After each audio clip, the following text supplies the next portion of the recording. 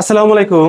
আজকে আমরা দারুণ একটা জিনিস শিখবো। আমরা কিন্তু দেখেছি যে ইটস মানে কিন্তু ইট ইজ অথবা ইট ওয়াজ হয়, আবার ইটস মানে ইট হ্যাজও হয়। তাহলে আমরা কিভাবে বুঝবো ইটস মানে ইট ইজ অথবা ইটস মানে ইট হ্যাজ? আজকে আমরা এই পুরো ভিডিওতে এই জিনিসটা শিখবো। আমরা কিন্তু অনেক সময় এটা নিয়ে কনফিউজড হই যে কখন ইটস মানে ইট হ্যাজ, কখন আবার ইটস মানে ইট ইজ। আবার এরকম অ্যাপোস্ট্রফি না থাকলে শুধু ইটস এটা থাকলে আবার কি? আজকে আমরা এই তিনটা জিনিস একদম ক্লিয়ার হবে এই বিষয়ে। আমাদের আর কোনোদিন কনফিউশন হবে না ইনশাল্লাহ। তাহলে আমরা শিখি যে ইট ইজ কখন হবে।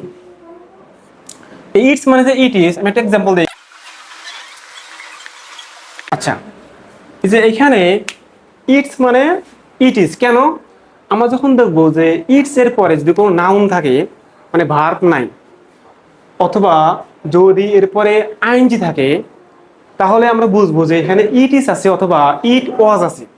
তাহলে এখানে আমরা কি বুঝবো? ইট ইজ অথবা ইট ওয়াজ। কেন বুঝবো এখানে ইট ইজ আছে? আমি যদি একটু দেখায় দিই এখানে কি আছে, এরকম দেখায় দিই, ইট ইজ অথবা ওয়াজ আছে। এখন ওয়াজ না ইজ সেটা আপনার বুঝতে হবে যে কনটেক্সট অনুযায়ী আপনার প্রসঙ্গটা কি।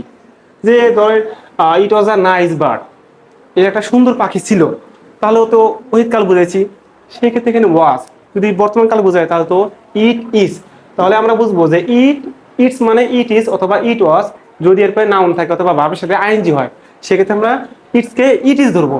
কিন্তু ইটসকে আবার ইট হ্যাজ কখন ধরবো? আমি একটু এখানে ক্লিয়ার করে দেই। এটা মানে ইট হ্যাজ হতে পারে। এখন কখন ইট হ্যাজ?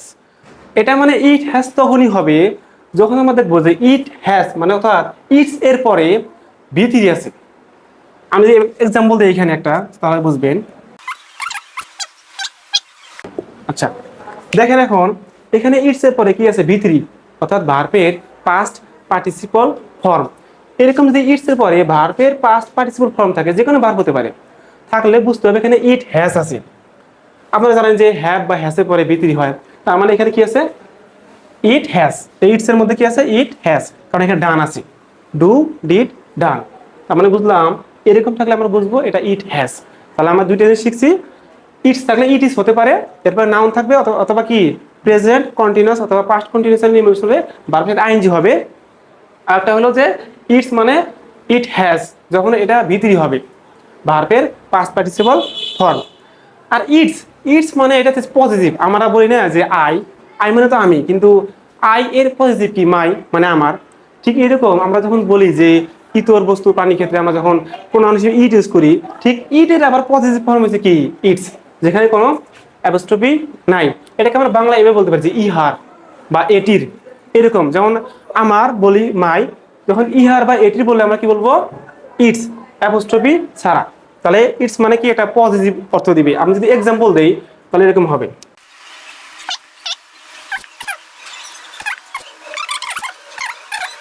এইখানে যে যে ফ্লোর আছে না, এই ফ্লোরের একটা প্রোনাউন হচ্ছে ইট।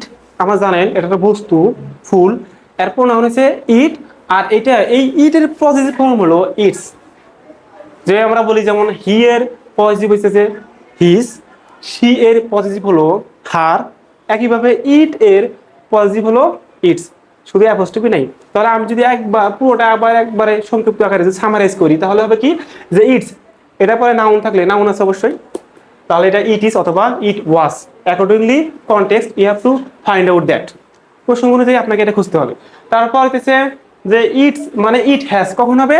যদি ইটস এর পরে ভার্বের পাস্ট পার্টিসিপল ফর্ম অর্থাৎ ভিতরি থাকে, তাহলে আমরা বুঝবো এখানে ইট হ্যাজ আছে। আর একটা হলো ইটস, ইটস মানে ইহার বা এটির। এটা কখন হবে?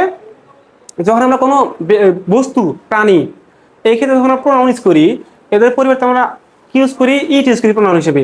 তবে ইটের পজিটিভ ফর্ম হলো ইটস। এখানে এক্সাম্পলটা সুন্দর করে দেওয়া আছে, the flower is spreading its beauty.